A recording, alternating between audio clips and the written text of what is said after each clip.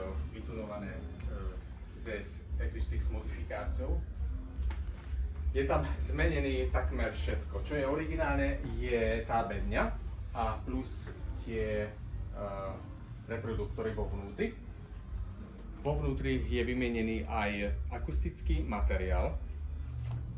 Potom je s externou výhybkou, tá krabička vonku je, tá výhybka není preladená a tie hodnoty tých súčiastok sú rovnaké, lebo od výrobca bol dobre ladené, ale lepšie súčiastky sú tam použité. A kábeláž je tam ZS Acoustics Tenor, ktorý je taká novinka, že prvýkrát je možnosť si ich vypočuť. A od zosilňača až úplne k tým reproduktorom je napojený, takže nie je tam vo vnútri nejaké nekvalitné káble.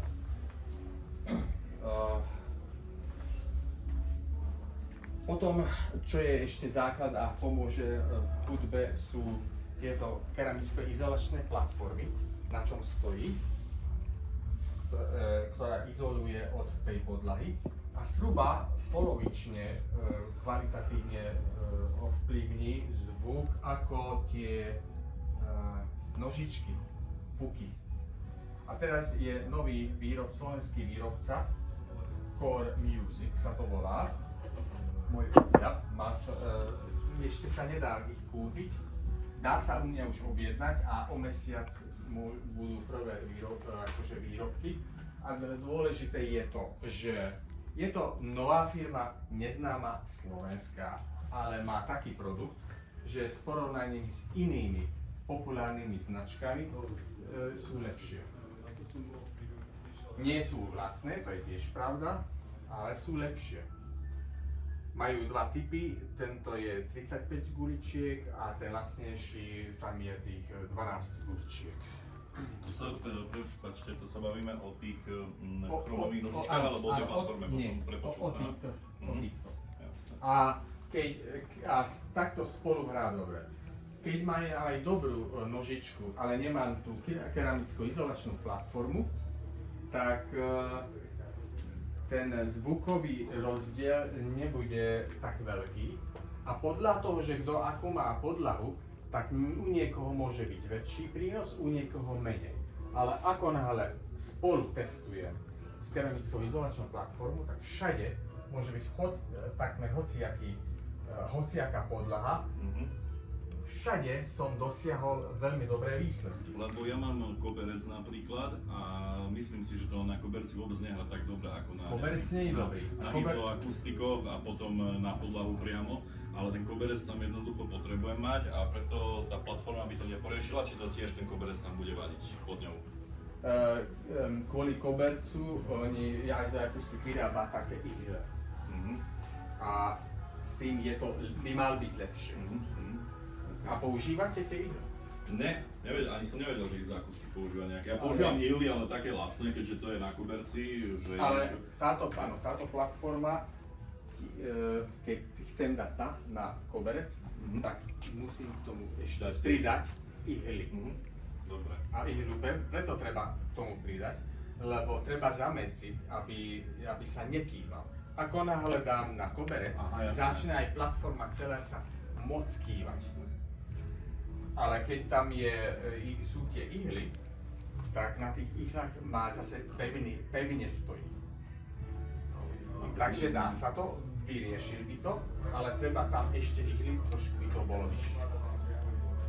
Takým spôsobom by sa dalo. Ale aj tak, koberec neodporúčam užívať, ale len takto, ako je to, že na prvú reflexiu. A prvá reflexia je to, že škáče, že ide a to sa odráža ako prvá reflexia. Ale ako náhle dám na celú plochu koberec, tak mi moc utlmí výšky a tá miestnosť je už taká mŕtva. A pritom bas mi nerobí nič a ešte mi aj duní. Takže výšky netreba toľko tých tlmiť.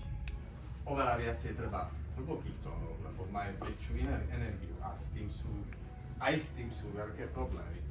Dokonca aj v tejto miestnosti. To ja som mám dosť veľké problémy, treba povedať, lebo fakt, že dosť zvláštne to vyznievalo, lebo keďže mám tú obývačku spojenú s kuchyňou, tak to nie je ani štvorec a to robilo také šarapaty všelijaké v tom zvuku a keď som dal ten koberec, tak ono to samozrejme všetko stiahlo, aj tie šarapaty, aj ten zvuk je trošku iný, ale mi to teda to budem musieť nejak špekulovať ešte. Odporúčam mňa objednať na riešenie Na tohto, lebo robím aj akustiku miestnosti.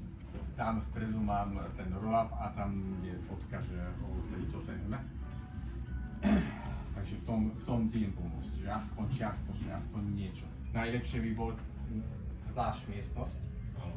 určite, aj keď je menšia, lebo tam môžeme urobiť presne podľa toho, čo potrebujeme. No jasné. A nikto do toho nekecá.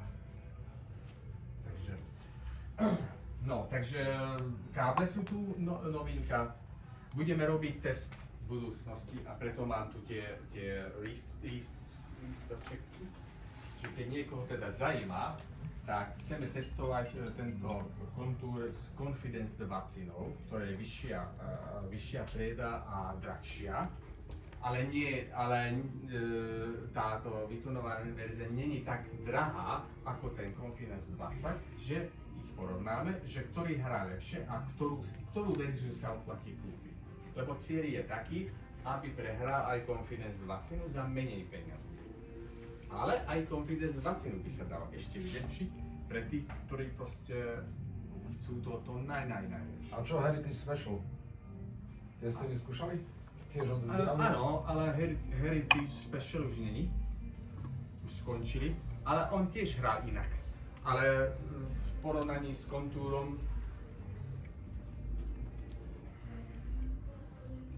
tuto má hĺbšie, plnšie basy.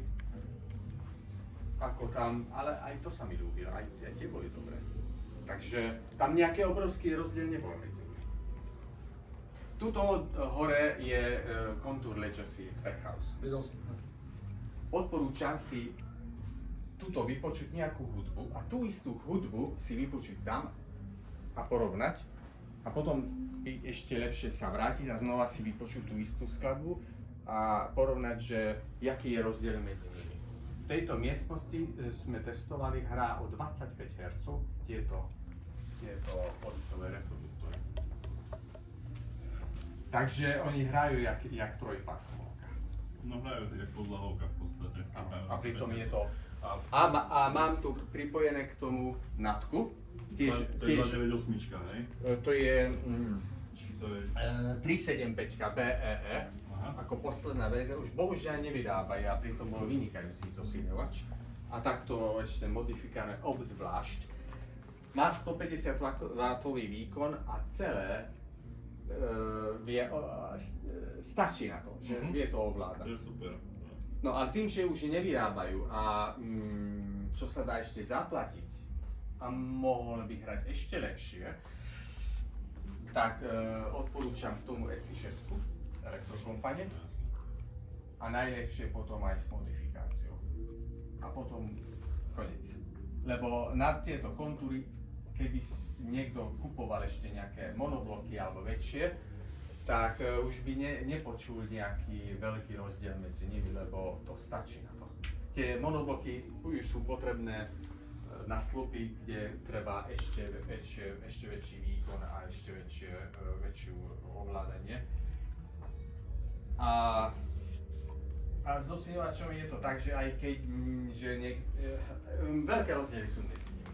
Pôvodne som chcel za 10 000 inú značku, iný model. Na spáne chcem povedať, že čo. Nakoniec som stopol, lebo nehralo s týmto. Dobre, radšej som doniesol túto verziu.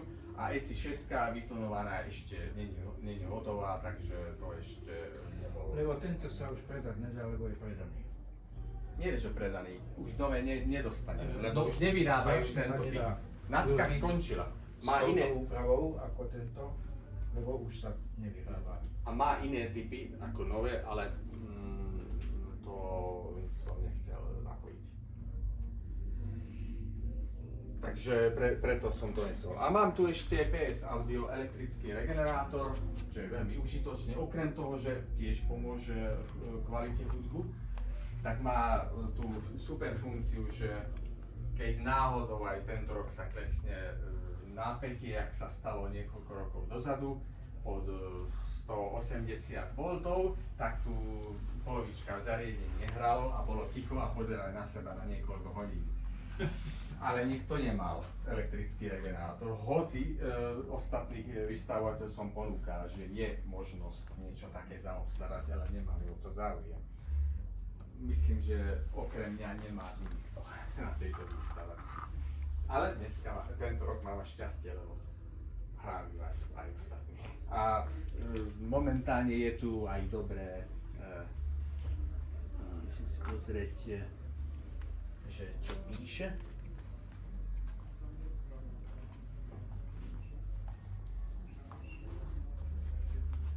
No, máme dostatok, 232 V je momentálne. To je... Áno, a keď je viacej alebo aj menej, on stále drží tých 230, ktorú ja si zadávam, lebo môžem zmeniť napätie, aj vyššie, aj nižšie. Ja som to aj skúšal a hrali vtedy najlepšie, keď som dal 230. Keď som zmenil tam napätie, tak už začalo tak špinavšie hrať. No a potom ešte druhý, skôr hlavný dôvod, že to je potom čistá sinusovka, lebo zo siete dostanete všeličo. Pozor, nie, ten tvar sinusovky by som povedal je najmenej podstatné. Ale čo sa týka reklamných propagačných materiálov, toto akože s tým sa chvália. Ale tvarovo je pravda, že áno, tvarovo je dôležité, ale to by sme zistili len vtedy, keby sme ten sinus zväčšili a tam by sme zistili, že lenže to nevidno, neviem to tak zväčšiť, vyzoomovať, ale keby sa to dalo, tak by sme videli, že pri vstupe ten sinus je taký stĺpkovaté a pri výstupe je vyhľadené. A to je ten shunt, ten border, čo on dokáže z toho vyhodiť a znova čisto generovať. Ale nie len to, má aj ešte aj plus funkciu, že sú tam veľkokapacitné kondenzátory. A pri tie nárazové prúdy dokáže vyrovnať.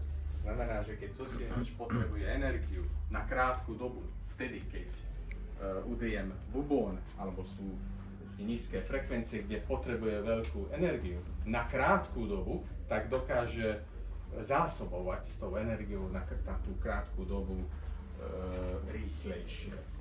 Samozrejme, keď nie je to krátkodobé, ale dlhodobo, tak tá kapacitu z toho vycúca, teda využije a už potrebuje dobiť a tam je už veľkosť transformátora, ktorý to obmedzuje, tú energiu, prietok tej energie. No dobre, lenže veľký bubon udrie Na a krátku potom dobu. je koniec. Áno. Že? Máš gitaru, keď tie najnižšie struny zahráte a veľmi rýchlo, tiež to časom klesne. Čiže tie veľké nároky, najväčšie nároky sú krátkodobé. A tie sú Crossover. What is inside? samozrejme, že nestačí Yeah? ten regenerátor. Crossover Aj ten inside. posun máš na to Huh? musí. Open. A to je práve It's účel available, aj but I tohoto, don't want že sme everybody. si vylepšili, že sme kapacitu tých vyrovnávacích I kondenzátorov can show you, zväčšili, but not for record. respektíve dali sme tam tzv. Rýchle kondenzátory. Oni okamžite